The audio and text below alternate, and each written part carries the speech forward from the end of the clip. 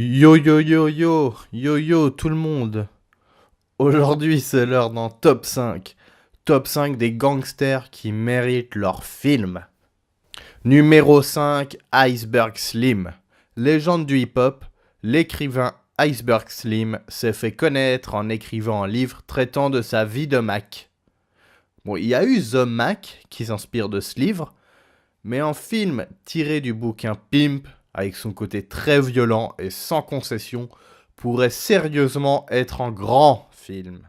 En plus, ce film serait assez logique, surtout en ce moment, avec cette nouvelle Black Exploitation qu'on voit arriver, en ce moment avec des films genre Black Panther, t'as eu le remake de Rocky, Creed, il y a eu le film qui a gagné l'Oscar. See, that nigga wanted the honey. All we want is the money. Numéro 4, Christophe Rocancourt. Un film qui devait se faire depuis longtemps, mais qui s'est jamais fait. Christophe Rocancourt est un voleur qui s'est spécialisé dans l'arnaque de superstars. Mickey Rourke et Michel Polnareff se sont fait arnaquer par Rocancourt. Il s'est fait passer pour un descendant des Rockefeller pour vivre La vie de rêve. la vie de rêve à Hollywood, entouré de stars, de femmes et d'argent. Mais c'est pas la première apparition de Rocancourt au cinéma.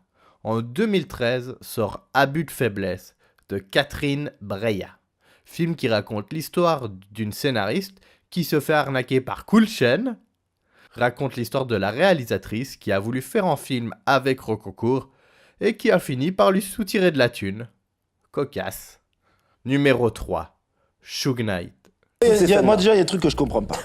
Après le Pourquoi vous dites on est en 2015, on est des anciens, on est sur une radio connaisseur, vous dites encore Suge Knight.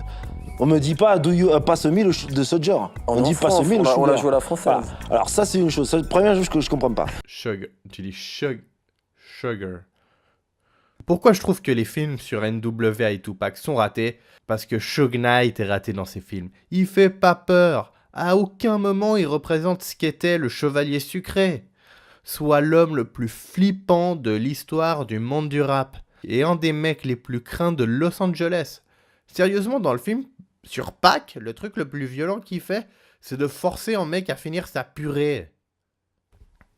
Donc plutôt que d'en faire un personnage secondaire inutile et mal écrit, pourquoi ne pas faire un film directement sur sa vie? Cela peut être même être plus intéressant qu'un film sur les rappeurs. Ou en bonus aussi, on pourrait voir un film sur le nouveau gros gangster dans le monde du rap, Big Meech. C'est plus récent, et son histoire n'est peut-être pas finie, mais ça peut être très intéressant, et plus original qu'en fin de compte qu'un film sur Suge. Sur Suge. Numéro 2, Charlie Bauer. Il a déjà été joué par Lanvin Gérard dans le film sur Mérine. Charlie Bauer est une légende du gangstérisme dans le sud de la France. C'est une figure de l'extrême gauche violente. C'était bien plus qu'un gangster, il avait aussi un côté très révolutionnaire. On le place souvent comme étant la personne qui a fait avoir un discours politique à Mérine, mais bon, lui-même l'a démenti. Pour ceux qui veulent en savoir plus sur ce personnage, petit lien en description sur un reportage où il se raconte et parle de ses idées politiques. Par contre, si vous êtes un mec un peu style de la fachosphère qui kiffe le Raptor, un gars un peu fragile, genre choqué par le discours d'Usul sur la police, en conseil, passe ton chemin, tu vas mal dormir, tu vas faire des cauchemars, tu vas t'énerver, c'est pas bien. En plus, dans les commentaires, tu vas manquer de respect en mort et ça se fait pas. Numéro 1, Lee Murray. Personnage sur lequel je vais sûrement faire une longue vidéo. Lee Murray est actuellement en prison au Maroc. Et il doit bientôt sortir. Comme Rocancourt, il devait déjà y avoir un film sur sa vie. Et je vais vous dire pourquoi ce mec est mon numéro 1, si vous le connaissez pas déjà. Donc c'est un mec qui a combattu et gagné au UFC. Qui a combattu Anderson Silva.